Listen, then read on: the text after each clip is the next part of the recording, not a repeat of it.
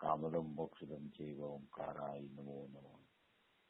मंगलम भगवान वीरो मंगलम गौतमो मुनि मंगलम कुंदकुंदार्यो जैन्द्र मोष्ट मंगलम सर्व मंगल मांगल्यम सर्व कल्याण कारकम प्रधानम सर्वधर्माणम देवीं जयतु शाश्वती नमः शवैशाराय स्वानुभूत्या च पाशते चित स्वभावाय भावाय सर्वभावांतरच्छते एगोमी शाश्वतो पाज्ञान दर्शन रखणो शेषानुदायी पावा શકે છે લક્ષણ મારો સુશાશ્વત એક દર્શન જ્ઞાન લક્ષણ જીવ છે બાકી બધા સંયોગ લક્ષણ ભાવ મુક્તિ ભાવ છે હું એક શુદ્ધ સદા રૂપી જ્ઞાન દર્શનમય કરે કઈ એમને તે મારું જરી પરમાણુ માત્ર નથી જે જાણતો અંતને ગુણ દ્રવ્યને પર્યાય કરે તે જીવ જાણે આત્મને કશું મોહ પામે લય કરે નથી અપ્રમત કે પ્રમત નથી જે એક વિનાયક ભાવ છે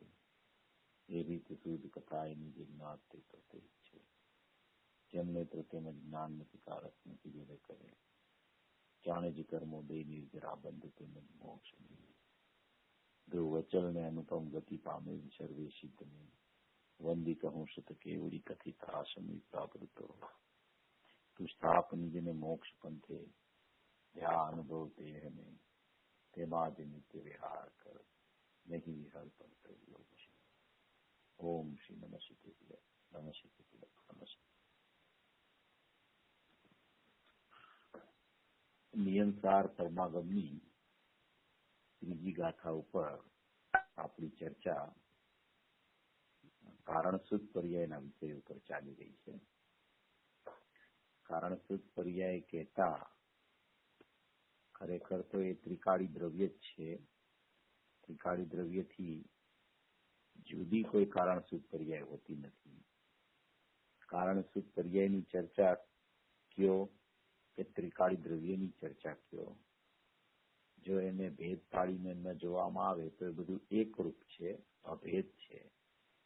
પણ આપણે અહીંયા નિયમસારની ત્રીજી ગાથામાં નિયમથી કરવા યોગ્ય કાર્ય હોય તો શું છે, તો સમ્યક દર્શન દાન ચારિત્રાણી મોક્ષ માર્ગના પરિણામ જે અવાજ વધારી શકાય તો સારું. કાર્ય રત્નત્રય રૂપ છે. એ કાર્ય રત્નત્રય રૂપ છે એવો જે મોક્ષ માર્ગ છે એ મોક્ષ માર્ગની ચર્ચા અહીંયા નિયમસારની ત્રીજી ગાથામાં કરવામાં આવેલી હોવાથી આપણે એ મોક્ષ માર્ગનું કારણ કોણ છે એનો વિષય ત્રિકાળી દ્રવ્યમાં રહેલી કારણસૂદ પર્યાય છે એ મોક્ષ માર્ગની પર્યાયનું વાસ્તવિક કારણ હોવાને લીધે આ આખી ચર્ચા કારણસૂદ પર્યાયની જે છે એ કારણપણું બતાવવા માટેની છે કે જે શુદ્ધ પર્યાયો કોઈ પણ પ્રગટ થાય તો તેનું કારણપણું અંદર ત્રિકાળી દ્રવ્યમાં કારણસૂદ પર્યાયમાં તે પર્યાયોનું પડેલું છે. તે આખો વિષય કારણસૂદ પર્યાયનો પૂજ્ય ગુરુદેવશ્રીએ જે લીધેલો છે એની બુક છે એમાંથી આપણી ચર્ચા ચાલે છે. એમાં આપણે ગયા રવિવારે 8મા પેજ ઉપરની ચર્ચા લીધેલી. એમાં એક ચર્ચા આવેલી એના વિશે થોડું સ્પષ્ટીકરણ જરૂરી હોવાથી હું કરું છું. 8મા પેજ ઉપર નીચેથી બીજો પેરેગ્રાફ છે. ચેતનાના 3 પ્રકારોમાં બધાને મળી ગયું હશે. ચેતનાના 3 પ્રકાર છે. એ ચેતનાના 3 પ્રકાર ક્યાં છે તો કે એક જ્ઞાન ચેતના છે, એક કર્મ ચેતના છે અને એક કર્મ ફળ ચેતના છે. તો એ ચેતનાના 3 પ્રકાર છે એમાં જે જ્ઞાન ચેતના છે તે તો પર્યાય રૂપ છે, કાર્ય છે અને વ્યવહારનો વિષય છે. તથા ત્રિકાળિક શુદ્ધ જ્ઞાન ચેતના પરિણામ છે તે દ્રવ્યરૂપ છે, કારણ છે અને નિશ્ચયનો વિષય છે. એના અવલંબનથી નિર્મળ પર્યાયરૂપ કાર્ય પ્રગટ થાય છે. હવે ચેતનાના 3 પ્રકારોમાં જ્યારે અહીંયા જ્ઞાન ચેતનાની ચર્ચા ઉપાડી છે તો ચેતનાના 3 પ્રકાર 2 રીતે આવતા હોય છે.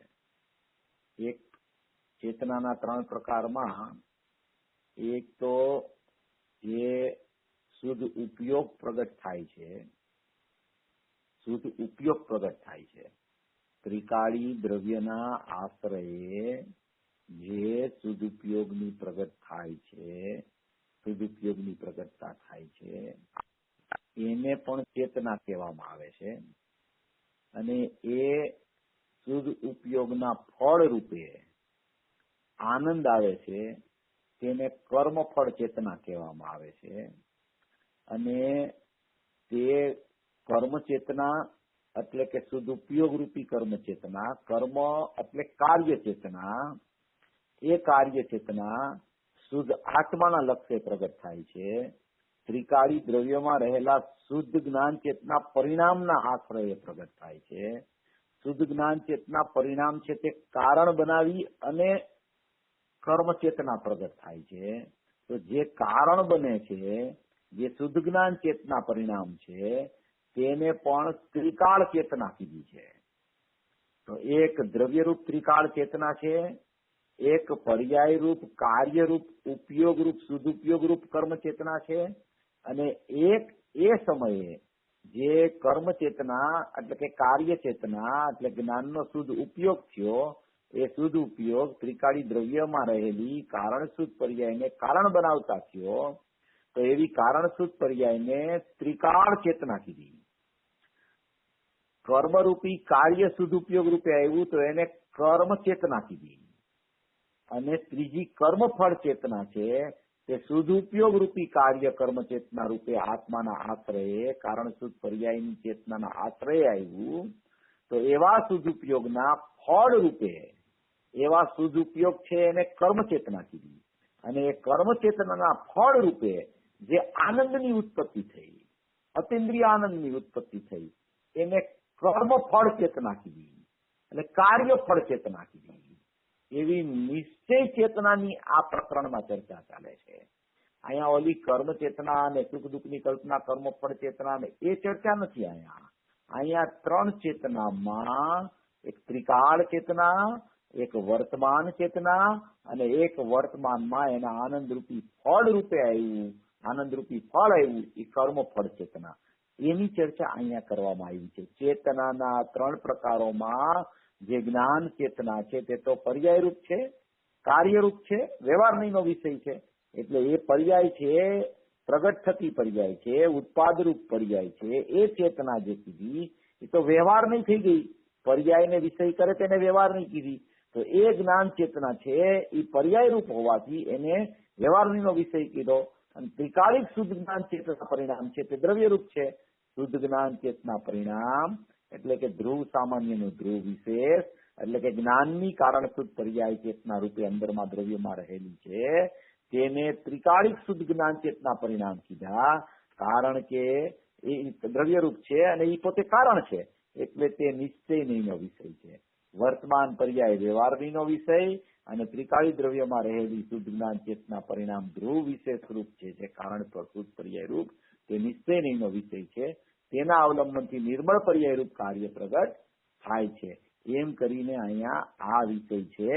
એમાં ચેતના જે કીધી છે એ અહીંયા બધી શુદ્ધતાની ચર્ચા ચાલે છે. આ પ્રકરણમાં ક્યાંય અશુદ્ધતાની ચર્ચા નથી. યા તો શુદ્ધ દ્રવ્યની ચર્ચા યા તો શુદ્ધ પરિણામની ચર્ચા, બસ એટલી જ ચર્ચા અહીંયા આ પ્રકરણમાં, આ આખા કારણ શુદ્ધ પર્યાયના પ્રકરણમાં ખરેખર તો કારણ શુદ્ધ પરિણામની જ ચર્ચા છે. ત્રિકાળી દ્રવ્યમાં રહેલા પરિણામ છે એની ચર્ચા છે. કારણ શુદ્ધ પરિણામ, કારણ શુદ્ધ પર્યાય, ધ્રુવની વિશેષ ચેતના એની જ ચર્ચા છે. પણ એના આશ્રયે જે કાર્ય પ્રગટ થાય કે જે નિશ્ચયથી કરવા યોગ્ય છે, સમ્યક દર્શન જ્ઞાન ચારિત્રાણી મોક્ષ માર્ગના પરિણામ, એને પણ સાથે ગણીને શુદ્ધતાના આશ્રયે શુદ્ધતા પ્રગટ થાય છે. એમ કરીને બધી શુદ્ધતાની જ ચર્ચા અહીંયા આ પ્રકરણમાં કરવામાં આવેલી છે. ગયા વખતે આ ખુલાસો જરા નતો આવ્યો, તો મને વિચાર આવ્યો આપણે જરા આનો ખુલાસો થઈ જાય તો સારું. હવે 9મા પેજ ઉપર આપણે વચ્ચેના પેરેગ્રાફથી ચાલુ કરવા. દ્રવ્ય ચેતના છે, આ ત્રણેય ચેતના એ દ્રવ્ય, આ ત્રણેય ચેતના જે છે તમે કહ્યું હમણાં એ દ્રવ્યની છે, રાઈટ? હા, ના એટલે એમ નથી. એ આ પર્યાય જ્ઞાન ચેતના જે કીધી છે ને એ શુદ્ધ ઉપયોગ રૂપી ચેતના જયારે તમે એને લ્યો કાર્યરૂપી ચેતના જયારે ત્યારે લ્યો તો એ પર્યાય રૂપ થઈ જાય. આનંદનું કાર્ય આવ્યું એ ચેતના કર્મફળ ચેતના લ્યો તો એ પર્યાય રૂપ થઈ જાય. અને શુદ્ધ જ્ઞાન ચેતના પરિણામ કે જે ત્રિકાળ કારણ શુદ્ધ પર્યાય છે તે દ્રવ્ય રૂપ છે. એક શુદ્ધ જ્ઞાન ચેતના પરિણામ કારણ રૂપ છે તે દ્રવ્ય રૂપ છે, અને એક કર્મ ચેતના એટલે કે કાર્ય ચેતના નવી પ્રગટ થાય છે એ શુદ્ધ ઉપયોગ પ્રગટ થયો આત્માના આશ્રયે, આત્માના શુદ્ધ જ્ઞાન ચેતના પરિણામના આશ્રયે એ શુદ્ધ ઉપયોગ પ્રગટ થયો એક કર્મ ચેતના છે. એટલે કે શુદ્ધ કર્મ ચેતના.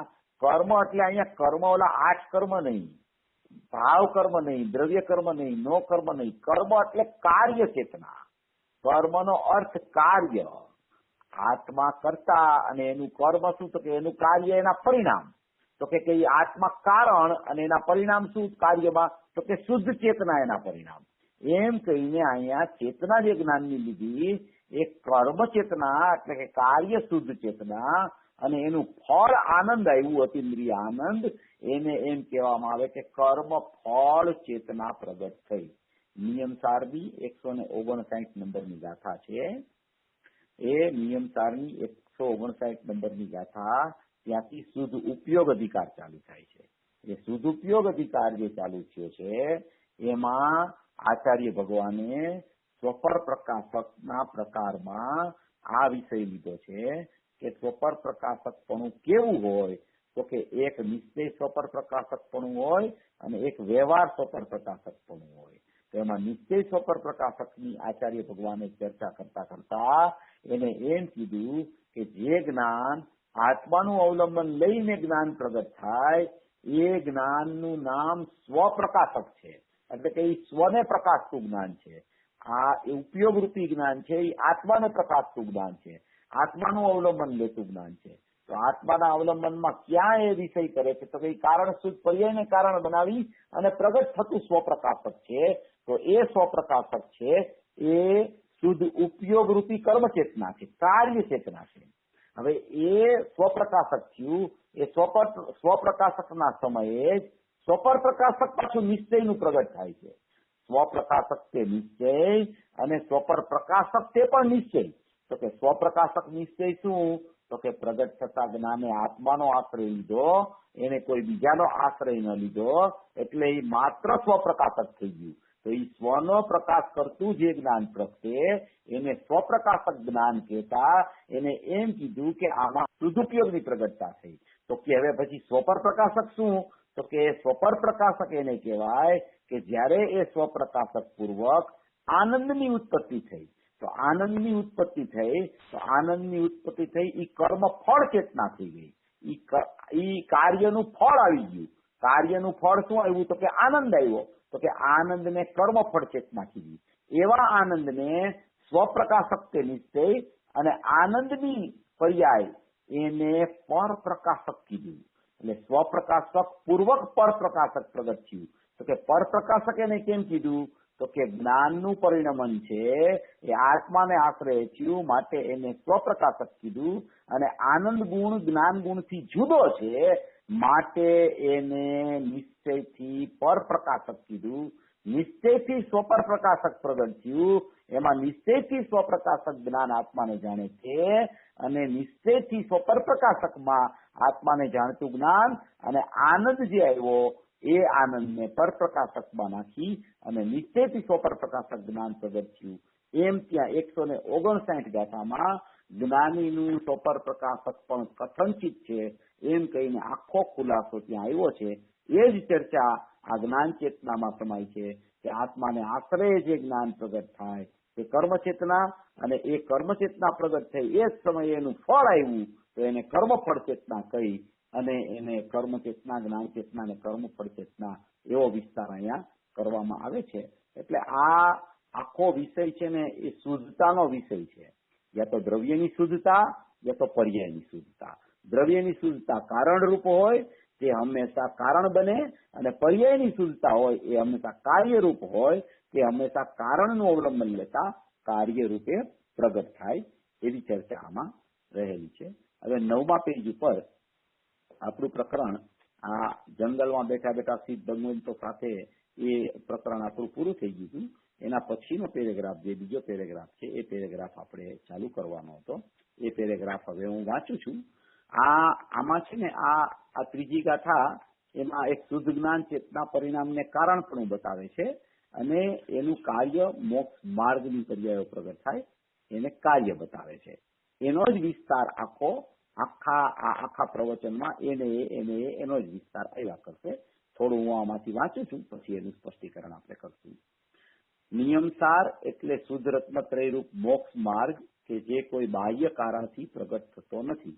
શુદ્ધ રત્નત્રયરૂપ મોક્ષ માર્ગ એટલે એ કાર્યની ચર્ચા છે, વર્તમાન પર્યાયની ચર્ચા છે કે જે કોઈ બાહ્ય કારણ એટલે કે કોઈ બહારમાં એનું કારણ હોય એવું એના આશ્રયે શુદ્ધ રત્નત્રયરૂપ મોક્ષ માર્ગ પ્રગટ થતો નથી. દેહ અથવા રાગ મોક્ષ માર્ગનું કારણ નથી. એનો પોતાનો દેહ હોય કે પોતામાં વર્તતો ગમે તેવો શુભ રાગ હોય તે પણ ખરેખર રત્નત્રયરૂપ મોક્ષ માર્ગનું કારણ બનતું નથી, પરંતુ અંતરમાં પ્રવર્તમાન શુદ્ધ જ્ઞાન ચેતના પરિણામ તે જ મોક્ષ માર્ગનું કારણ છે. શુદ્ધ જ્ઞાન ચેતના પરિણામ જ મોક્ષ માર્ગનું કારણ છે. એ બતાવવા માટે એને કોઈ બાહ્ય કારણથી મોક્ષ માર્ગ પ્રગટ નથી થતો, દેહના આશ્રયથી મોક્ષ માર્ગ પ્રગટ નથી થતો, રાગના આશ્રયથી મોક્ષ માર્ગ પ્રગટ નથી થતો. એ કોઈ બહારના કારણ, દેહ, રાગ એ કોઈ મોક્ષ માર્ગ રત્નત્રય રૂપ પ્રગટવાનું કારણ નથી, પરંતુ અંદરમાં રહેલું શુદ્ધ જ્ઞાન ચેતના પરિણામ છે, ત્રિકાળી દ્રવ્યમાં રહેલું, જેને શુદ્ધ જ્ઞાન ચેતના પરિણામને કારણ શુદ્ધ પર્યાય કીધી, એ જ ખરેખર મોક્ષ માર્ગનું કારણ છે. એમ કહીને આચાર્ય દેવે દેહ તથા રાગમાં પોતાપણાની બુદ્ધિ છોડાવી છે. જે જીવ આત્માથી છે, જે જીવને ખરેખર આત્મજ્ઞાન પ્રગટ કરવું છે, સમ્યક દર્શન, સમ્યક જ્ઞાન પ્રગટ કરવું છે, એને ખરેખર ખ્યાલ આવી જાય કે મારો મોક્ષ માર્ગ, મારું આત્મજ્ઞાન પ્રગટવાનું કારણ મારા ત્રિકાળી દ્રવ્યમાં શુદ્ધ જ્ઞાન ચેતના પરિણામ રૂપે પડેલું છે. તો એ નિયમથી દેહનો આશ્રય, રાગનો આશ્રય કે કોઈ પણ બહારના પરિણામનો આશ્રય નિયમથી છોડી દે છે, કારણ કે એને ખબર પડી જાય છે કે મારું કારણપણું, મારા કાર્ય પ્રગટવાનું કારણ, મારા શુદ્ધ કાર્ય પ્રગટવાનું કારણ મારા ત્રિકાળી દ્રવ્યમાં છે. તો હું તેનો જ આશ્રય લઉં, તેને જ સમજવાનો પ્રયત્ન ન કરું, તેના તરફ જ મારું વલણ કરું, મારા વલણનો વેગ એ તરફ લઈ જાવ, એમ કરીને એ જીવ બહારના પરિણામ ઉપરથી દ્રષ્ટિ હટાવી દે છે, દેહ ઉપરથી ને રાગ ઉપરથી પોતાની બુદ્ધિ, પોતાપણાની બુદ્ધિ એમાંથી છોડી દે છે. શુદ્ધ રત્નત્રયરૂપ જે નિશ્ચય મોક્ષ માર્ગ છે તેને મોક્ષનું કારણ કહેવું એ પણ વ્યવહાર છે. હવે આમાં શું કે છે કે શુદ્ધ રત્નત્રયરૂપ જે નિશ્ચય મોક્ષ માર્ગ છે, એટલે કે જે સમ્યક દર્શન, જ્ઞાન, ચારિત્રાની મોક્ષ માર્ગ પ્રગટ થયો, તેને મોક્ષનું કારણ કહેવું એ પણ વ્યવહાર છે. કેમ વ્યવહાર છે? કારણ કે તે પર્યાયના આધારે પણ મોક્ષની પર્યાય પ્રગટ થતી નથી. શુદ્ધ રત્નત્રય નિશ્ચયથી મોક્ષ માર્ગ છે અને તેને મોક્ષનું કારણ કહેવું તે પણ વ્યવહાર છે. કારણ કે શુદ્ધ રત્નત્રય છે તે પણ સમ્યક દર્શન, સમ્યક જ્ઞાન, સમ્યક ચારિત્ર પર્યાય છે અને મોક્ષ પણ પર્યાય છે. તો શુદ્ધ પર્યાયના આશ્રયે પણ શુદ્ધ મોક્ષ પરિપૂર્ણ પ્રગટ થતો નથી. કોઈ પણ શુદ્ધતાનું આશ્રયભૂત તત્વ એક ત્રિકાળી દ્રવ્ય છે અને એ ત્રિકાળી દ્રવ્યમાં રહેલી કારણ શુદ્ધ પર્યાયો છે. ખરેખર મોક્ષ માર્ગ પણ મોક્ષનું કારણ બનતો નથી. મોક્ષ માર્ગને મોક્ષનું કારણ કીધું હોય, એવો વ્યવહાર ક્યાંય દર્શાવવામાં આવ્યો હોય તો ત્યાં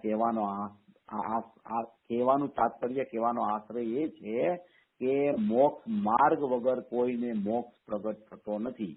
એટલે સમ્યક દર્શન જ્યાં સુધી ન થાય ત્યાં સુધી પરિપૂર્ણ આનંદની ઉત્પત્તિ, મોક્ષની ઉત્પત્તિ થતી નથી. એ અપેક્ષાએ મોક્ષ માર્ગને કારણ કે અને મોક્ષને કાર્ય કે. એટલે મોક્ષ માર્ગને કારણ કે તો મોક્ષ માર્ગનું કારણપણું બનાવીને મોક્ષ પ્રગટ થાય એવું બિલકુલ બનતું નથી. કારણપણું કોઈ એક શુદ્ધ પર્યાયનું બીજી શુદ્ધ પર્યાય કારણ બને એવું કદી નથી બનતું. શુદ્ધ દ્રવ્ય જ ખરેખર કારણપણે હોય છે અને એના આશ્રયથી જ શુદ્ધ કાર્ય પ્રગટ થાય છે. સમ્યક દર્શનની શુદ્ધ પર્યાય હોય તો પણ એ કાર્ય પણ કારણ અંદરમાં ત્રિકાળ પડ્યું એના આશ્રય આવે. પંચમ ગુણસ્થાન આવે, ગુણસ્થાનની પરિપાટી ચેન્જ થાય નિર્વિકલ્પ ધ્યાનના કાળે, તો એ પણ એના આશ્રયભૂત તત્વ તો અંદરનું ત્રિકાળી દ્રવ્યમાં રહેલી કારણસૂત્ર પર્યાય જ હોય. એટલે કે આખો ત્રિકાળી દ્રવ્ય જ એને ખરેખર લક્ષમાં લીધું હોય ત્યારે જ કાર્ય આવે. સાતમું ગુણસ્થાન પાંચમા પછી આવે તો એ પણ આ ત્રિકાળી દ્રવ્યના આશ્રય થાય. શ્રેણી ચડે તો પણ ત્રિકાળી દ્રવ્યના આશ્રય ગુણસ્થાનનો પલટો થાય. કોઈ પર્યાયના આશ્રય પર્યાયની શુદ્ધતા પ્રગટ થાય એવું બિલકુલ નથી હોતું. પણ પર્યાય કઈ તો કે કારણશુદ્ધ પર્યાય જે ત્રિકાળી દ્રવ્યમાં રહેલી છે એમાં ત્રિકાળી દ્રવ્યનો આશ્રય લેતા એને કારણપણું કારણશુદ્ધ પર્યાયમાંથી મળે છે. એવા કારણપણાના આશ્રયથી મોક્ષ માર્ગની પર્યાય અને મોક્ષની પર્યાય પ્રગટ થાય છે. એટલે મોક્ષ માર્ગની પર્યાયને મોક્ષનું કારણ કહેવું તે પણ ખરેખર વ્યવહાર છે. કારણ કે એક વર્તમાન પર્યાય શુદ્ધ છે એના આશ્રયે બીજી વર્તમાન પર્યાય શુદ્ધ થાય એવું બિલકુલ હોતું નથી. એ કારણ અંદરમાં પડેલું છે ત્રિકાળી દ્રવ્યમાં, તેના આશ્રયથી જ શુદ્ધતા આવે છે. એમ કહીને અહીંયા મોક્ષ માર્ગને પણ મોક્ષનું કારણ કેવું તે વ્યવહાર સિદ્ધ કરે છે. પછી કે છે કે સહજ શુદ્ધ જ્ઞાન ચેતના પરિણામ. જો સહજ શુદ્ધ જ્ઞાન ચેતના પરિણામ, એ સહજ શુદ્ધ જ્ઞાન ચેતના પરિણામ છે ને એ ત્રિકાળી છે. જ્યાં સહજ શબ્દ આવે, શુદ્ધ જ્ઞાન ચેતના પરિણામ આવે, એ બધા કારણશુદ્ધ પર્યાયને સંબોધન કરનારા શબ્દો છે. સહજ શુદ્ધ જ્ઞાન ચેતના પરિણામ જેનું આગળ કારણશુદ્ધ પર્યાય કહીને વર્ણન કરશે તે મોક્ષનું નિશ્ચય કારણ છે. મોક્ષનું વ્યવહાર કારણ મોક્ષ માર્ગ કીધો અને મોક્ષનું નિશ્ચય કારણ છે એ સહજ શુદ્ધ જ્ઞાન ચેતના પરિણામ કે જેનું આગળ કારણશુદ્ધ પર્યાય કહીને વર્ણન કરશે. કારણશુદ્ધ પર્યાયનું આગળ વર્ણન કરશે એટલે કે 15મી ગાથામાં આ શબ્દ આવ્યો છે કે પૂજિત પંચમ ભાવની પરિણતિ એવી કારણશુદ્ધ પર્યાય, પણ એના બીજ અહીંયા ત્રીજી ગાથાથી રોપાણા છે. એનું બીજડું અહીંયા પદ્મપ્રબલધારી દેવે રત્નત્રય પરિણામનું કારણપણું શુદ્ધ જ્ઞાન ચેતના પરિણામ બતાવી અને કારણશુદ્ધ પર્યાયનું વિશ્લેષણ ત્રીજી ગાથાથી ચાલુ કર્યું છે. એટલે કે છે કે સહજ શુદ્ધ જ્ઞાન ચેતના પરિણામ જેનું આગળ કારણશુદ્ધ પર્યાય કહીને વર્ણન કરશે તે મોક્ષનું નિશ્ચય કારણ છે. કેમ કે તેના આધારે એટલે કે તેના આશ્રયથી સમ્યક દર્શન જ્ઞાન ચારિત્ર તેમજ મોક્ષ દશા પ્રગટ થાય છે. એટલે કે કોઈ પણ વર્તમાન પર્યાય પ્રગટ થવાનું કારણ તે પછી સમ્યક દર્શન હો કે મોક્ષની પર્યાય હો, તેનું કારણ છે એ ત્રિકાળી દ્રવ્ય જ છે અને એના આશ્રયથી જ ખરેખર આ કાર્ય પ્રગટ થાય છે. તથા જો હવે આ મૂળ વિષય આવે છે, તથા મોક્ષ દશામાં પણ તે કારણનો અભાવ નથી થતો. મોક્ષ દશામાં પણ તે કારણ સદૈવ સાથે રહે છે. ત્રિકાલિક સામાન્ય રૂપ ધ્રુવ અને તેનું વર્તમાન વર્તું વિશેષ રૂપ ધ્રુવ એ બંને અભેદ છે અને તે દ્રવ્ય દ્રષ્ટિનો વિષય છે. હવે શું કહેવા માંગે છે કે મોક્ષ દશા થઈ ગઈ, પરિપૂર્ણ મોક્ષ પ્રગટ થઈ ગયો. હવે પરિપૂર્ણ મોક્ષ પ્રગટ થઈ ગયો પછી કારણનો અભાવ નથી થતો, તો કારણ પણ પછી દ્રવ્યમાં રીએ કે ન રીએ, મોક્ષ પ્રગટ થઈ ગયા પછી કારણ પડવાની શું આવશ્યકતા હોય, એમ અહીંયા કહેવા માંગે છે કે મોક્ષ દશામાં પણ તે કારણનો અભાવ નથી થતો. હવે મોક્ષ દશા પ્રગટ થઈ ગઈ, મોક્ષ દશા એની પરિપૂર્ણતા પ્રગટ થઈ ગઈ, એને હવે કોઈ પણ પ્રકારનું બાધકપણું બાકી નથી રહ્યું, પરિપૂર્ણ પ્રગટ થઈ ગયું એનું કાર્ય. પછી હવે એને કારણપણું ત્યારે પણ કાયમપણે રહેવું એનો અર્થ શું? એમાં પછી એમાં કારણપણાની જરૂર ક્યાં પડે એને? એનો એમ કે છે કે મોક્ષ દશામાં પણ તે કારણનો અભાવ નથી થતો, તો કે એમાં પછી હવે કારણની જરૂર શું પડે? મોક્ષ થઈ ગયો પછી કારણની જરૂર શું પડે એને? તો કે એમાં કહેવાનું તાત્પર્ય એમ છે કે મોક્ષ છેવો હોય તો પણ એની પર્યાયનો ઉત્પાદ વ્યય ચાલુ જ રહે છે પ્રત્યેક સમયે. એ ભલે શુદ્ધતારૂપી પરિપૂર્ણ શુદ્ધતારૂપી પર્યાયો પ્રગટ થતી હોય, પણ એની પર્યાયના ઉત્પાદ વ્યય સિદ્ધ દશામાં પણ કદી બંધ થતા નથી. એ ઉત્પાદ વ્યય ચાલુ રહે છે. ઉત્પાદ વ્યય ચાલુ રહેતા હોવાને કારણે એ કાર્યની શુદ્ધતા પ્રત્યેક સમયે પ્રગટ થઈને વ્યય થતી હોવાને કારણે કારણપણું પણ ત્રિકાળી દ્રવ્યમાં હોય ને હોય જ. એ કારણપણું સતતપણે રહ્યા કરે છે અને સતતપણે એ કાર્યપણે પ્રગટ થયા કરે છે. એટલે કારણપણાનો અભાવ કદી નથી થતો. કારણપણાનો જો અભાવ થઈ જાય તો કાર્યપણાનો પણ અભાવ થઈ જાય. એટલે કાર્યપણું પ્રગટ થઈ ગયું પૂર્ણપણે ત્યારે પણ કારણપણું તો સદાય મોજૂદ રહે છે. એનો કદી અભાવ થતો નથી. કોઈ એક પ્રશ્ન આવ્યો મને કે ભાઈ સમ્યક દર્શનની પર્યાય પ્રગટ થઈ ગઈ, સમ્યક જ્ઞાનની પર્યાય પ્રગટ થઈ ગઈ, સમ્યક ચારિત્રની પર્યાય પ્રગટ થઈ ગઈ ચતુર્થ ગુણસ્થાને, પછી હવે એની કારણસૂત્ર પર્યાય જે છે સમ્યક દર્શનની, એ કારણસૂત્ર પર્યાય અંદર કારણ રૂપે હોય કે ન હોય એમાં ફરક શું પડે? તો કે મોટો ફરક પડી જાય. જો કારણ રૂપે એ કારણસૂત્ર પર્યાય અંદરમાં સમ્યક દર્શન થઈ ગયું હોય તો પણ જો કારણપણું એનું પછી હવે ત્યાં ન હોય તો એનો અર્થ એમ થાય કે નવી સમ્યક દર્શનની પર્યાયો પ્રગટ થાય એ તો કારણપણું પામીને જ પ્રગટ થાય છે. તો કારણપણું જો એમાં ત્યાં ન હોય તો કાર્ય રૂપે પણ સમ્યક દર્શનની પર્યાય ન આવી શકે. એટલે કારણપણું કાયમ રહેતી વ્યવસ્થા છે, કાર્યપણું પણ સમ્યક દર્શનનું કાયમ રહેતું અને મોક્ષ દશા પણ કાયમ રહેતી વ્યવસ્થા છે. એટલે કોઈ પણ શુદ્ધ કાર્યનું પરિણામ પ્રગટ થાય તો એનું વર્તમાન પરિણામનું કારણ વર્તમાન વર્તતી ધ્રુવમાં વર્તમાન વર્તતી કારણ શુદ્ધ પર્યાય સદૈવ સદાય એવી મોજૂદ રહે છે. એનો કદી અભાવ થતો નથી. સદાય કારણપણે વર્તતી રહ્યા કરે છે. એટલે સદાય કાર્યપણું ટકી રહે છે. જો કારણપણાનો અભાવ થઈને કાર્યપણું થઈ જતું હોય કે હવે કાર્યપણું આવી ગયું તો હવે એ કારણપણું જ કાર્યપણા રૂપે પરિણમી ગયું તો હવે કારણપણાની શું જરૂર છે? તો કે કારણપણાનો એક સમય પણ જો અભાવ થાય તો કાર્યપણું ટકી જ ન શકે. માટે કારણપણું સદાય રહે છે. એટલા માટે જ કાર્યપણું પણ સદાય ટકી રહે છે. એમ કહીને અહીંયા એમ કહેવા માંગે છે મોક્ષ દશામાં પણ તે કારણનો અભાવ થતો નથી. મોક્ષ દશામાં પણ તે સદૈવ સાથે રહે છે. મોક્ષ થાય ત્યારે પણ કારણપણું કાયમપણે ત્રિકાળી દ્રવ્યમાં કારણ સ્વભાવ જ્ઞાન, કારણ સ્વભાવ દર્શન, કારણ સ્વભાવ ચારિત્ર, કારણ સ્વભાવ વીર્ય, કારણ સ્વભાવ સુખ, કારણ સ્વભાવ પ્રભુત્વ, કારણ સ્વભાવ વિભુત્વ એવી બધી કારણ શુદ્ધ પર્યાયો કારણપણે કાર્ય પરિપૂર્ણ શુદ્ધ પ્રગટ થઈ જાય છે. ત્યારે પણ એનું કારણપણું ત્યાં નિયમથી હોય છે. કારણ કે જો કારણપણાનો અભાવ થાય કે એ કારણપણું જો કાર્ય રૂપે જ આવી ગયું હોય તો પછી નવું કાર્ય બીજે સમયે ઉત્પન્ન થવા માટે કારણપણું જો ત્રિકાળી દ્રવ્યમાં ન હોય તો નવા કાર્યની ઉત્પત્તિ જ ન થઈ શકે. માટે કારણપણું પણ ત્રિકાળ છે અને કાર્યપણું પણ પ્રત્યેક સમયે કારણનું અવલંબન લેતું કાર્ય કાર્ય કાર્ય કાર્ય કાર્ય આવી વાત કરે છે. એટલે મોક્ષ દશામાં પણ તે સદૈવ સાથે રહે છે. ત્રૈકાલિક સામાન્ય રૂપ ધ્રુવ અને તેનું વર્તમાન વર્તતું વિશેષ રૂપ ધ્રુવ એ બંને અભેદ છે અને દ્રવ્ય દ્રષ્ટિનો વિષય છે. જો આ બે થઈ અને બે અભેદ થઈને દ્રવ્ય દ્રષ્ટિનો વિષય છે. એમાંથી જો કોઈ એક નીકળી જાય તો એ દ્રવ્ય દ્રષ્ટિનો વિષય અધૂરો થઈ જાય.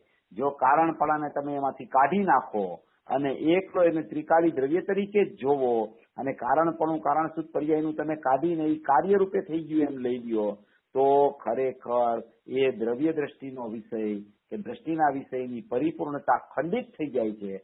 અને એવી પરિપૂર્ણતા ખંડિત થાય તો કાર્યરૂપી જે ચેતના પ્રગટ થવી જોઈએ એ પ્રગટ થઈ શકતી નથી. માટે ત્રૈકાલિક સામાન્ય રૂપ ધ્રુવ અને તેનું વર્તમાન વર્તતું વિશેષ રૂપ ધ્રુવ એ બંને અભેદ છે અને તે દ્રવ્ય દ્રષ્ટિનો વિષય છે. એ સદાય અભેદપણે ધ્રુવ સામાન્ય અને ધ્રુવ વિશેષ રહે છે. એ જ દ્રષ્ટિનો વિષય છે.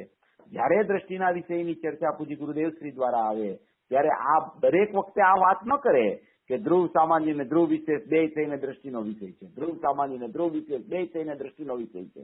દ્રવ્ય દ્રષ્ટિના વિષયમાં કારણપણું પડ્યું છે, એની કારણ શુદ્ધ પર્યાય છે, એ પૂજિત પંચમ ભાવની પરિણતિ છે, એ શુદ્ધ જ્ઞાન ચેતના પરિણામ છે, એ સ્વરૂપ પ્રત્યક્ષ જ્ઞાન છે, એ ચૈતન્ય અનુવિદાયી પરિણામ છે. એમ કાયમ માટે પૂજ્ય ગુરુદેવ શ્રી દ્રષ્ટિનો વિષય સિદ્ધ કરતા હોય ત્યારે ન કહે, એમ જ કે દ્રષ્ટિનો વિષય ત્રિકાળ છે, વર્તમાન પર્યાયથી રહિત છે.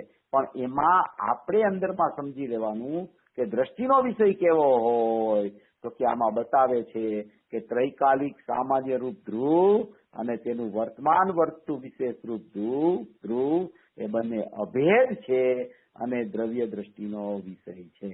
જે રીતે સહજ પરમ પરિણામિક ભાવ ત્રિકાળ ધ્રુવરૂપ છે તે જ રીતે તે પરમ પરિણામિક ભાવમાં સ્થિત આ સ્વભાવ ચતુષ્ટયમય શુદ્ધ જ્ઞાન ચેતના પરિણામ પણ ધ્રુવરૂપ છે, કારણ નિયમ રૂપ છે, જે પ્રત્યેક આત્મામાં ત્રિકાળ એકરૂપ સ્થિત છે, પરિણામિક ભાવરૂપ છે.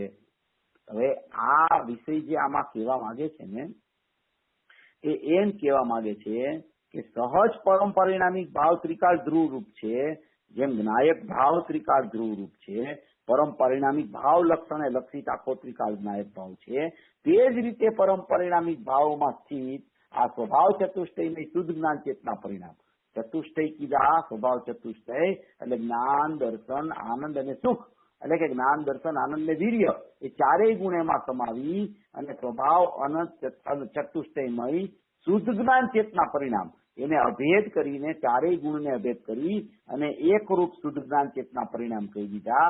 તે શુદ્ધ જ્ઞાન ચેતના પરિણામ એ ધ્રુવ વિશેષ છે અને સહજ પરમ પરિણામિક ભાવ જે છે ત્રિકાળ ધ્રુવરૂપ એ ધ્રુવ સામાન્ય છે. ધ્રુવ સામાન્ય અને શુદ્ધ જ્ઞાન ચેતના પરિણામ ધ્રુવ વિશેષ એ બે થઈને એ બે કારણ નિયમ રૂપ છે. એ આ શુદ્ધ જ્ઞાન ચેતના પરિણામ કારણ નિયમ રૂપ છે અને ઓલો ધ્રુવ સ્વભાવ છે એની સાથે અભેદ રહેલો છે, જે પ્રત્યેક આત્મામાં ત્રિકાળ એકરૂપ સ્થિત છે, પારિણામિક ભાવરૂપ છે. એની કારણ શુદ્ધ પર્યાય પારિણામિક ભાવરૂપ છે, ત્રિકાળી દ્રવ્ય પણ પારિણામિક ભાવરૂપ છે, ધ્રુવ સામાન્ય પણ પારિણામિક ભાવરૂપ છે અને ધ્રુવ વિશેષ પણ પારિણામિક ભાવરૂપ છે. બધું અંદરમાં ત્રિકાળતા રહેલી છે, એમાં બધું પારિણામિક ભાવે રહેલું છે. હવે આ વિષય આવે છે ને એ બહુ અગત્યનો પાછો બીજો આવે છે કે એ પારિણામિક ભાવરૂપ છે, તેમાં પરિણમન કહેવામાં આવે છે. જો હવે અહીંયા શું કે છે, પારિણામિક ભાવમાં પરિણમન. હવે પારિણામિક ભાવમાં પરિણમન તો આપણે સાંભળ્યું ન હોય. પરિણમન તો વર્તમાન ઉત્પાદ્યમાં હોય. એ વર્તમાન ઉત્પાદ્ય તો યા તો ઔદયિક ભાવ, ઔસ્તવિક ભાવ, ક્ષાયસમિક ભાવ અને ક્ષાયિક ભાવ રૂપ હોય. તો આ પારિણામિક ભાવમાં પરિણમન કેવી રીતે આવી ગયું? પારિણામિક ભાવરૂપ છે, પ્રત્યેક આત્મામાં ત્રિકાળ એકરૂપ સ્થિત છે, પારિણામિક ભાવરૂપ છે અને તેમાં પરિણમન કહેવામાં આવે છે. પરંતુ તે પરિણમન સદૃશ રૂપ છે. સદૃશ રૂપ છે એટલે શું પરિણમન? તો કે જે આ પરિણમન અહીંયા કીધું છે એ વર્તમાન ઉત્પાદ રૂપ ક્રિયાશીલ પરિણમનની ચર્ચા નથી. પહેલા વહેલા પરિણમન શબ્દ આવે એટલે એમ વિચાર ન કરવો કે પરિણમન છે એ શબ્દ છે એટલે અહીંયા ક્રિયા જ છે એમ એનું વાચક શબ્દને સાંભળી અને એમ વિચારમાં ન લેવું કે આ અહીંયા ક્રિયા થઈ ગઈ, અંદરમાં પરિણમન થઈ ગયું, ત્રિકાળી ધ્રુવમાં પરિણામ આવી ગયા, એ પરિણામ અંદર પરિણમન અંદરમાં છે, એવી રીતે વિચારમાં ન લેવું. કોઈ પણ પ્રકારના વર્તમાન ઉત્પાદ વ્યયરૂપ પરિણામ ત્રિકાળી દ્રવ્યમાં કે એની કારણ શુદ્ધ પર્યાયમાં બિલકુલ છે નહીં. જેટલું વર્તમાન પ્રગટ થતો અંશ છે, ચાહે એ સામાન્ય ઉપયોગનો અંશ હો કે જ્ઞાન એ સામાન્ય ઉપયોગ જે કહેવાય કે જે સામાન્ય ઉપયોગ પણ ક્રિયાશીલ હોય એવો ક્રિયાશીલ કોઈ પણ પ્રકારનો ઉપયોગ પણ કારણ શુદ્ધ પર્યાયમાં કે ત્રિકાળી દ્રવ્યમાં સમાવિષ્ટ થઈ શકતો નથી. જો એ વર્તમાન ક્રિયાશીલ ઉપયોગ ત્રિકાળી દ્રવ્યમાં કે કારણ શુદ્ધ પર્યાયમાં સમાવિષ્ટ થઈ જાય તો ત્રિકાળી દ્રવ્ય પણ ક્રિયાશીલ થઈ જાય, પરિણમન રૂપ થઈ જાય. તો કોઈ જીવને કોનો આશ્રય લેતા એને સમ્યક દર્શનની પર્યાય પ્રગટ થાય. જો અંદરમાં જ ક્રિયાશીલ પરિણમન ચાલ્યું ગયું હોય તો નિષ્ક્રિય સ્વભાવ જ બચે નહીં, અને નિષ્ક્રિય સ્વભાવ જો ન બચે તો નિષ્ક્રિયના આશ્રયે, સ્થિર તત્વના આશ્રયે એની અસ્થિરતા દૂર થાય, નિષ્ક્રિયના આશ્રયે એની પરિણમનની સક્રિયતા એ નિષ્ક્રિયપણે પરિણમી જાય, એવું ખરેખર સત્વ જ ન બચે. માટે કોઈ પણ પ્રકારના ક્રિયાશીલ પરિણામ, વર્તમાન ઉત્પાદ વાળા પરિણામ કે જેમાં માત્ર જ્ઞાન એવો સામાન્ય ઉપયોગ હોય અથવા 5 જ્ઞાનના ભેદ મતિશ્રુત અવધિ મંતપર્યાય કેવળ એવો વિશેષ ઉપયોગ હોય, એવા કોઈ પણ પરિણામ ત્રિકાળી દ્રવ્યમાં કે ત્રિકાળી દ્રવ્યની કારણશુદ્ધ પર્યાયમાં ખરેખર હોતા નથી. ત્રિકાળી દ્રવ્યની કારણશુદ્ધ પર્યાય જે છે એ પણ ધ્રુવ વિશેષ છે. એ કારણસૂત્ર પર્યાય ધ્રુવ વિશેષ છે, એ સામાન્ય ઉપયોગ છે, એ કારણસૂત્ર પર્યાય નથી. કોઈ એવી વાત આવે કે ભાઈ જ્ઞાન જ્ઞાન જ્ઞાન જ્ઞાન જ્ઞાન જ્ઞાન પ્રગટ થતું જ્ઞાન પ્રગટ થતું જ્ઞાન પ્રગટ થતું જ્ઞાન, તો એમાં તો કઈ દોષ નથી. ઓલા 5 ભેદ પડે છે એમાં મતિ શ્રુત અવધિ મન પર્યાય ની કેવળ ઈ વિશેષ પર્યાય છે. આ તો સામાન્ય પર્યાય છે જ્ઞાન જ્ઞાન જ્ઞાન. તો એ જ્ઞાન જ્ઞાન સામાન્ય છે, એ કારણસૂત્ર પર્યાય કયો કે સામાન્ય ઉપયોગ રૂપી જ્ઞાન જ્ઞાન કયો, એ તો બે એક જ છે. તો કે બિલકુલ એક નથી. ત્રિકાળી દ્રવ્યનો વિભાગ છે, એ ત્રિકાળી દ્રવ્યના વિભાગમાં ત્રિકાળી દ્રવ્ય, એના અનંત ગુણો, એની અનંત કારણસૂત્ર પર્યાયો એટલું જ અંદરમાં સમાવિષ્ટ થઈ અને દ્રવ્ય દ્રષ્ટિનો વિષય બને છે. અને આ જે વર્તમાન જ્ઞાન જ્ઞાન જ્ઞાન પરિણામ છે એ ઉત્પાદ્ય વાળા પરિણામ છે. એ ઉત્પાદ્ય વાળા પરિણામ છે એને સામાન્ય પરિણામ કહેવામાં આવે છે, અને વિશેષ પરિણામને મતિશ્રુત અવધિમન પર્યાય કેવળ કહેવામાં આવે છે. એવી જ રીતે ત્રિકાળી દ્રવ્યમાં ધ્રુવ સામાન્ય અનંત ગુણાત્મક છે, એને સામાન્ય ધ્રુવ કહેવામાં આવે છે, અને એ અનંત ગુણની અનંત કારણસૂત્ર પર્યાય છે, એને ધ્રુવ વિશેષ કહેવામાં આવે છે. એવા બે વિભાગ થઈને આખું એક ત્રિકાળી દ્રવ્ય છે. અહીંયા બે વિભાગ થઈને એક પર્યાય તત્વ છે. એવી રીતે એની સમજણ કરવા માટે અહીંયા એમ કીધું છે, પણ તે પરિણમન સદૃશ રૂપ છે. હવે સદૃશ રૂપ પરિણમન એટલે શું? કે પરિણમન એટલે કે જાણવું દેખવું, એ એનો ત્રિકાળ સ્વભાવ છે. એ સદૃશ એટલે જાણવું દેખવું ત્રિકાળ, જાણવું દેખવું ત્રિકાળ, જાણવું દેખવું ત્રિકાળ, તેવું ને તેવું, તેવું ને તેવું, તેવું ને તેવું, તેવું ને તેવું, તેવું ત્રિકાળમાં ત્રિકાળનું અવસ્થિત રહેવું, તેને ત્રિકાળમાં સદૃશ પરિણમન કહેવામાં આવે છે. ત્રિકાળનું ત્રિકાળમાં એવું ને એવું જાણવા દેખવાપણે રહેવું, તેને ખરેખર સદૃશ પરિણમન કહેવામાં આવે છે. ત્યાં કોઈ ક્રિયા નથી, ત્યાં કોઈ વેદન નથી, ત્યાં કોઈ પરિણામની સ્થિતિ ઉત્પાદે વાળા નથી, પણ પરિણમન કહેતા જાણવું દેખવું એવું ત્રિકાળનો ત્રિકાળ સ્વભાવ, એને જાણવું દેખવું એવી કારણસૂત્ર પર્યાયના ત્રિકાળ જ્ઞાન દર્શનના ઉપયોગ, એને અહીંયા પરિણમન કહેવામાં આવે છે. પરંતુ તે પરિણમન સદૃશ રૂપ છે. સદૃશ રૂપ એટલે વિસદૃશ રૂપ જે પર્યાય પ્રગટ થતી હોય છે, વિસદૃશ રૂપ જે ઉત્પાદે વાળી પર્યાય પ્રગટ થતી હોય છે, તારતમ્યતા વાળી પર્યાયો પ્રગટ થતી હોય છે. જ્ઞાન જ્ઞાન જ્ઞાન અને મતિ જ્ઞાન, શ્રુત જ્ઞાન, અવધિ જ્ઞાન, મન પર્યાય, કેવળ જ્ઞાન, એવી પર્યાયો જે પ્રગટ થતી હોય છે, એ પર્યાયોથી પાર કોઈ પરિણમન રૂપ સદૃશ તત્વ, એવું જે ધ્રુવ વિશેષ, એવું જે જ્ઞાન અને દર્શન ત્રિકાળ ચેતના રૂપ પરિપૂર્ણપણે પોતાના સ્વભાવની સાથે વર્તતું રહેતું જે ધ્રુવ વિશેષ છે, એ વર્તવું વર્તવું વર્તવું વર્તવું એને પરિણમન કહેવામાં આવે છે.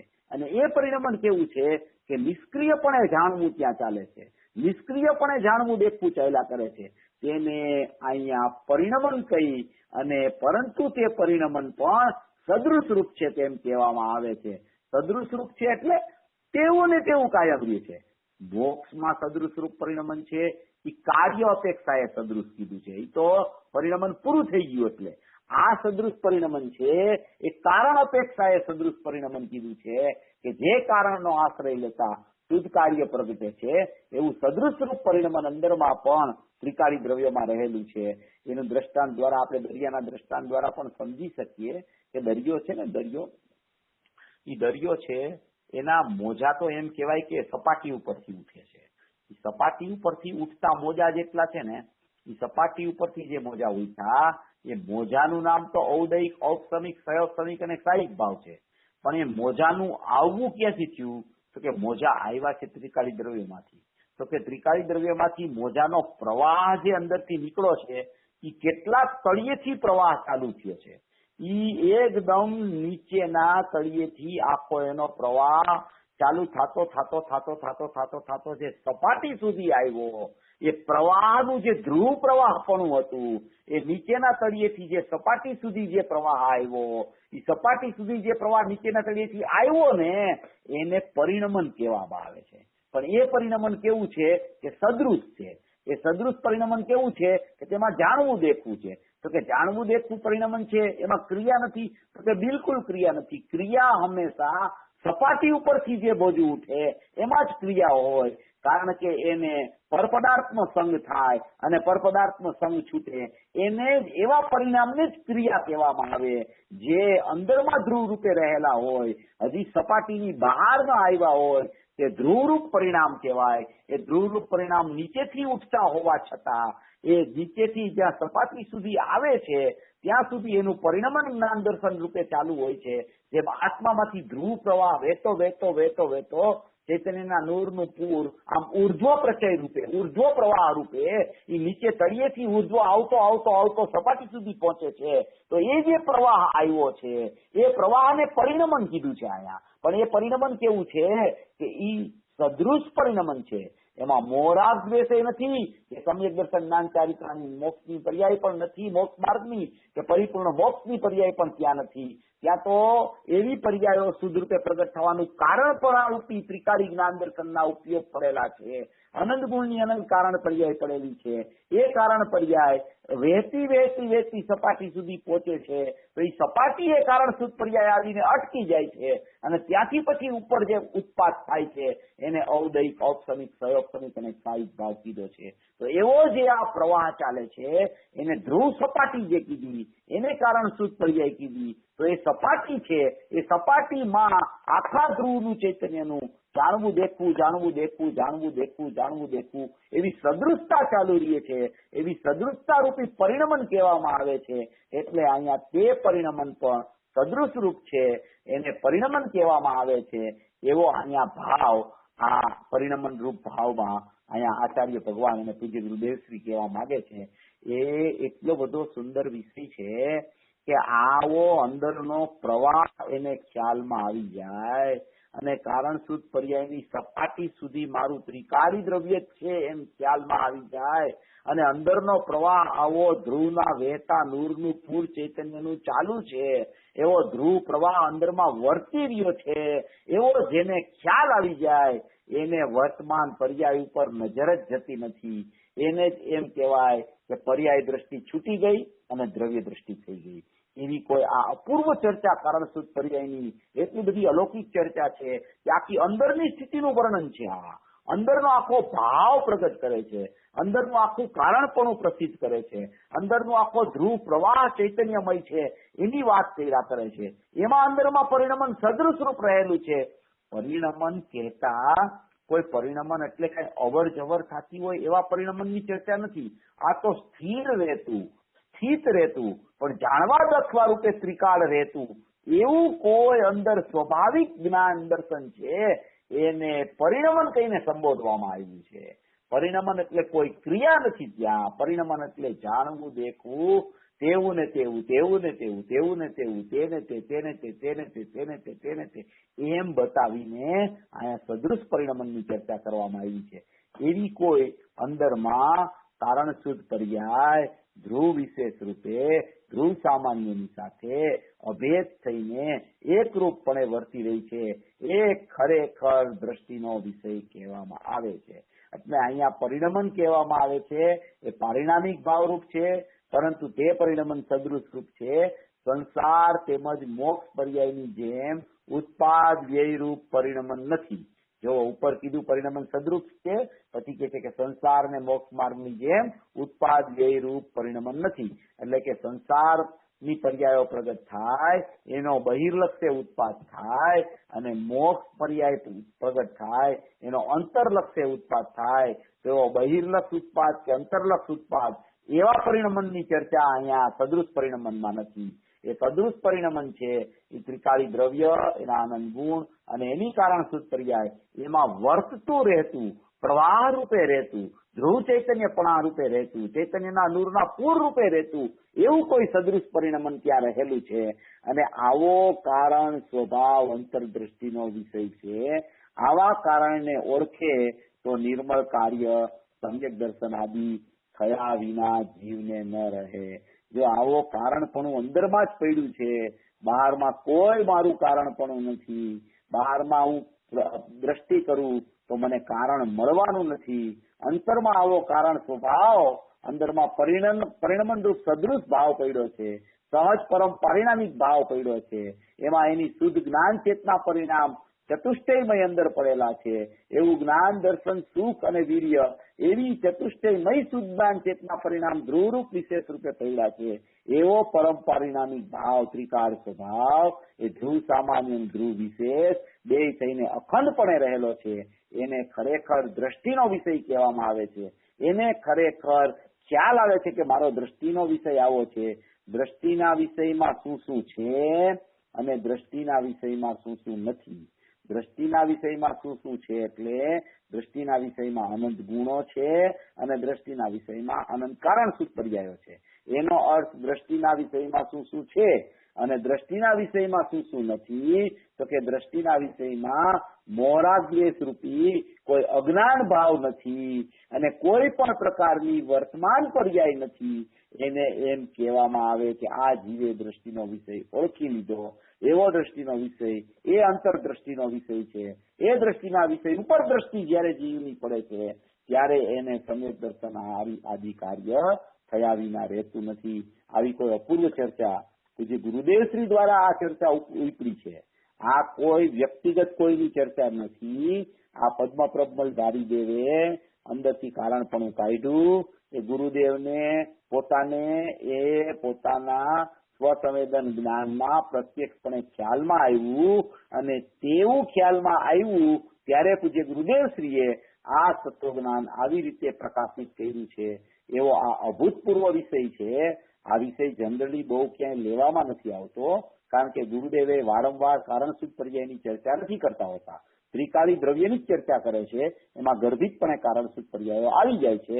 પણ આપણે આ વિષય લીધો છે એ શા માટે લીધો છે કે કારણ સુખ પર્યાય પણ એક એવો વિષય છે નિયમસારમાં આપણને ખ્યાલમાં આવી જાય તો આપણે કારણપણું ક્યાંય બહારમાં ભાસતું હોય તો એવું બહારમાં કારણપણું ન ભાસે અને અંદરમાં કારણપણું ભાસવા માંડે તો એવો કારણ સ્વભાવ જ્ઞાન ઉપયોગ અને એવો કારણ પરમાત્મા કે જે ખરેખર અકારણ છે કે પર્યાય અપેક્ષાએ એને કારણ પરમાત્મા કહેવામાં આવે છે.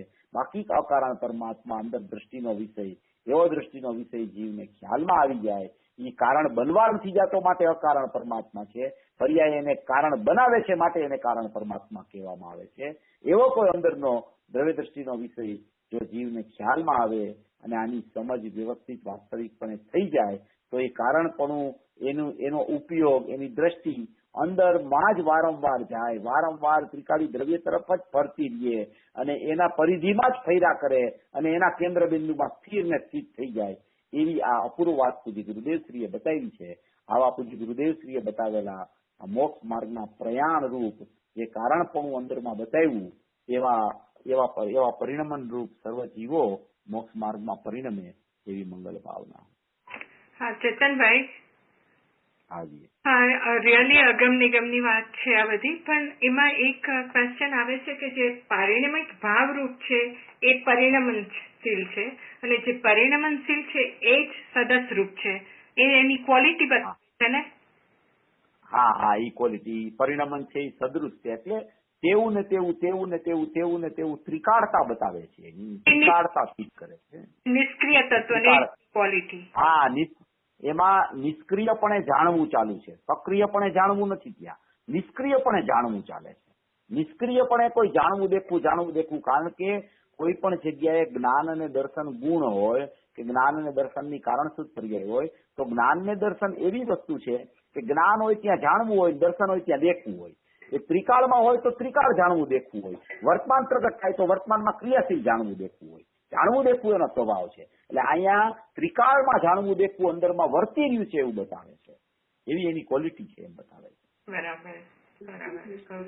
અને એમાં ભાઈ એક હજી પ્રશ્ન, એટલે પ્રશ્ન નથી પણ ખુલાસો જ છે કે આપણે જે સદસ ને વિસ્તસ પરિણમન રૂપ જે પર્યાય જે આપણે પ્રવચન સારમાં શીખ્યા છીએ એનાથી અહીંયા કન્ફ્યુઝ નહીં થવું, કારણ કે એ તો ઉત્પાદ વાળી પર્યાયમાં પણ એક જ પર્યાયમાં આવી જાય ને ત્યાં પણ સદસ ને વિસ્તસ, એટલે એનાથી અહીંયા કન્ફ્યુઝ નથી થવાનું, એ ખ્યાલ રાખવાનો. હા, એ ખ્યાલમાં, કારણ કે એ આ વર્તમાન પરિણામની ચર્ચા નથી. પરિણમન સદ્રશ રૂપ છે એ ત્રિકાળની ચર્ચા છે અહીંયા. એટલે આમાં શું થાય છે, આમાં થાય છે શું કે એ પ્રોબ્લેમ આવે છે ને એટલે જ ગુરુદેવ વારંવાર કારણસૂત્ર પર્યાયનો વિસ્તાર નથી કરતા. કારણ કે જીવને જો ખ્યાલમાં ન હોય ને તો એ કારણસૂત્ર પર્યાયને વર્તમાન પર્યાયમાં ખતવી દે અને કા વર્તમાન પર્યાયને કારણ પર્યાયમાં ખતવી દઈએ.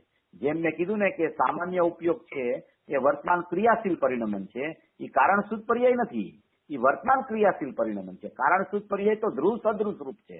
એટલે ઈ બેયને જુદા રાખીને વિચાર જો ધારા એની ચાલે તો આમાં ક્યાંય એને ગોટાળો થાય એવું નથી અને વ્યવસ્થિત વિષય એને પકડાઈ જાય એવું છે. પણ ભાઈ શું થાય છે કે પહેલો જે વિષય છે ને પ્રવચન સારનો બી જે સતદશ ને વિષદશ એક જ પર્યાયને જોવાનું, એ વિષય પણ હજી ઘણી વખતે એકદમ સ્પષ્ટ અંદર ન થયો હોય તો અંદર ભલે શબ્દોમાં આમ બોલશે પણ અંદર એને બધું કન્ફ્યુઝન રહી જાય છે સૂક્ષ્મપણે પણ. એટલે આ બહુ ગહન વિષય છે સાચે, જેને તમે બહુ સારી રીતે સમજાવો છો. હા ચેતનભાઈ, એટલે મને તો હું તો આ વિષય લઉં છું એટલે તમને લોકોને બધાને અનુકૂળ હોય તો જ આપણે આ ચાલુ રાખશું, કારણ કે આ વિષય સૂક્ષ્મ ઘણો છે, બધાને પાછો સમજમાં પણ આવવો જોઈએ. પછી હું તો એ પોણી કલાક કહી દઉં પણ તમને જો એમાં ગમતું હોય ને રસ પડતો હોય ને તો આપણે આ વિષય બરાબર ચાલે છે. એમાં કઈ વિષય બહુ સારો સુંદર છે અને દ્રવ્ય દ્રષ્ટિ થાય એવો વિષય છે. ના ભાઈ, બધાને બહુ જ ગમે છે. તમે જો કેટલા લોકો સાઇન ઇન કરીને એકદમ ધ્યાનથી સાંભળે છે. હવે અમને કોઈને મ્યુટ પણ નથી કરવું પડતું, એટલે તમે ચાલુ રાખજો. પણ આ તો આપણે શું વચમાં થોડા ખુલાસા કરતા જઈએ છીએ, જે રીતે તમે આજે ખુશીથી ખુલાસો કર્યો છે. હા ચેતનભાઈ, તમારે ખુશીથી પૂછી લેવું. હા ચેતનભાઈ, સંભળાય છે અવાજ? હા સંભળાય છે, બોલો. હા નહીં, આ બહુ સરસ કહ્યું ને. વિષય તો આપણે ચાલુ જ રાખવો પડશે, કારણ કે આપણી એટલી ઉપાદાન આપણે પોતાને તૈયાર કરવાનું જ છે. તો પણ અહીંયા જે આ પારિણામિક ભાવરૂપ છે તેમાં પરિણમન 10મા પાનામાં, પરંતુ પરિણમન સદૃશ રૂપ છે. પણ એ આપણે જે દરિયાના મોજા જે અંદર હિલોડા રહી રહ્યા છે, હજી એ પર્યાય લહેર નથી બની, એ રૂપે કહેવા માંગે છે ને? હા, એમ જ કહેવા માંગે છે. એ હિલોળા રૂપે છે. હજી લહેર બને છે ને ત્યારે ઉત્પાદ વ્યય થાય છે. એ લહેર નથી બની. એ લહેર બને છે, એ પરિણમન સદૃશ રૂપ છે. ત્યાંથી જ બહાર આવે છે લહેર. ત્યાંથી જ બહાર લહેર આવે છે. અને એ બહાર લહેર આવી છે ને, એ પર્યાયમાં અનુભૂતિ સ્વરૂપ ભગવાન આત્મા જણાય છે 17-18 ગથા વાળો. બરોબર. જે બહાર લહેર આવે છે ને તે ઉત્પાદરૂપ પર્યાય, એ ઉત્પાદરૂપ પર્યાયમાં બાળ ગોપાળ સૌને અનુભૂતિ સ્વરૂપ ભગવાન આત્મા જણાય છે. એટલે આ પરિણમન સદ્રશ રૂપ છે. એ બહાર ક્રિયા રૂપે આવે તો એવી ક્રિયામાં શું છે તો કે એવી ક્રિયામાં ભગવાન આત્મા જણાઈ રહ્યો છે. તો કે એ કેવી રીતે જણાય છે તો કે આ પરિણમન સદ્રશ રૂપ હતું ને ત્યાંથી જ એનો ઉત્પાદ થયો છે, એટલે જણાય જ રહ્યો છે દરેકને, એમ કહેવા માંગે છે. આમાં સંધિ છે આખી.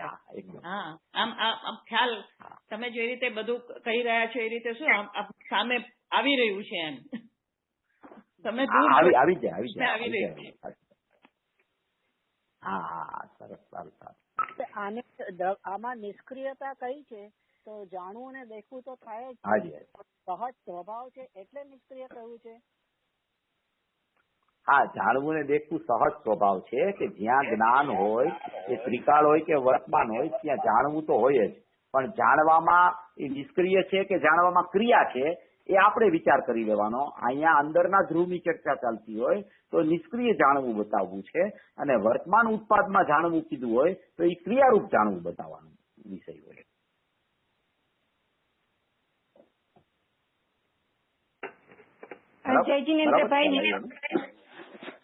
હા, બરાબર છે.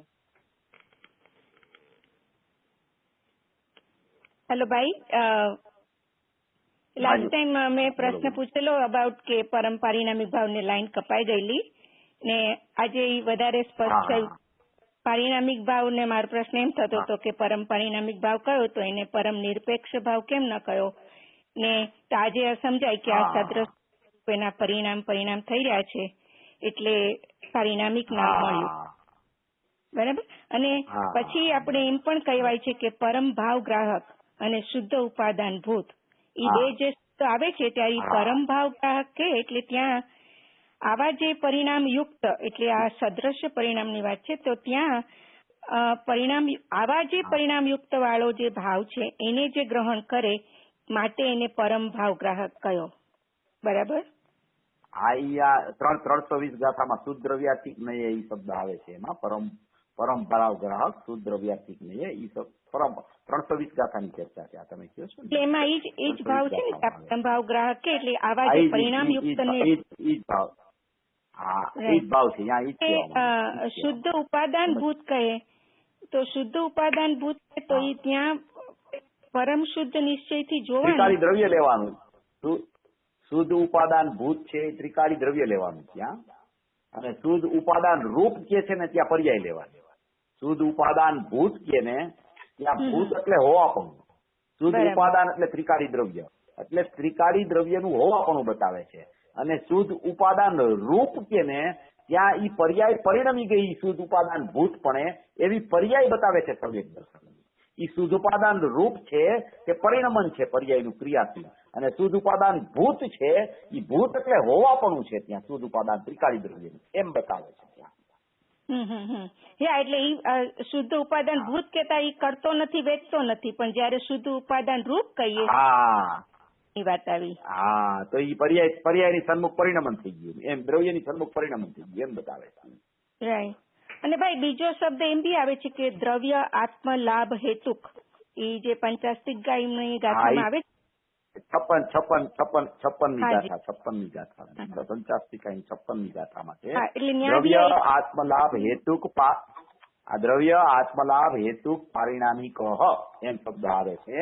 તો અહીંયા એમ કહેવા માંગે છે કે એ દ્રવ્ય ત્રિકાળી દ્રવ્યની જ ચર્ચા છે. દ્રવ્ય આત્મલાભ એટલે કે ત્રિકાળી દ્રવ્ય પોતે જ આત્મલાભ સ્વરૂપ છે, પર્યાયની ચર્ચા નથી. દ્રવ્ય આત્મલાભ હેતુ પારિણામિક એમ બતાવવા માંગે છે. એટલે ઈ હિસાબે બી પારિણામિક ત્યાં એમ રીતે કહ્યું ને ત્યાં પારિણામિક એટલે પારિણામિક નો અર્થ તમે ટૂંકાણમાં નિરપેક્ષતા કરી દો. પારિણામિક એટલે નિરપેક્ષ, પારિણામિક એટલે કોઈ સાપેક્ષતા નહીં, પારિણામિક એટલે સહજ, પારિણામિક એટલે નિરપેક્ષ, પારિણામિક એટલે પોતાનું, પારિણામિક એટલે હોવાપણું, પારિણામિક એટલે થવાપણું નહીં, પારિણામિક એટલે હોવાપણું, પારિણામિક એટલે નિરપેક્ષ, પારિણામિક એટલે સહજ, પારિણામિક એટલે પોતાનું, એનો અર્થ પારિણામિક. બહુ સરસ. ભાઈ આપણે ચર્ચા થતી હતી એમાં જાણવું દેખવું કીધું, તો દેખવું એટલે આપણે સામાન્ય જાણવું લેવાનું કે દેખવું એટલે દેખવું એમ લેવાનું? હા, દેખવું એટલે દર્શન લેવાનું,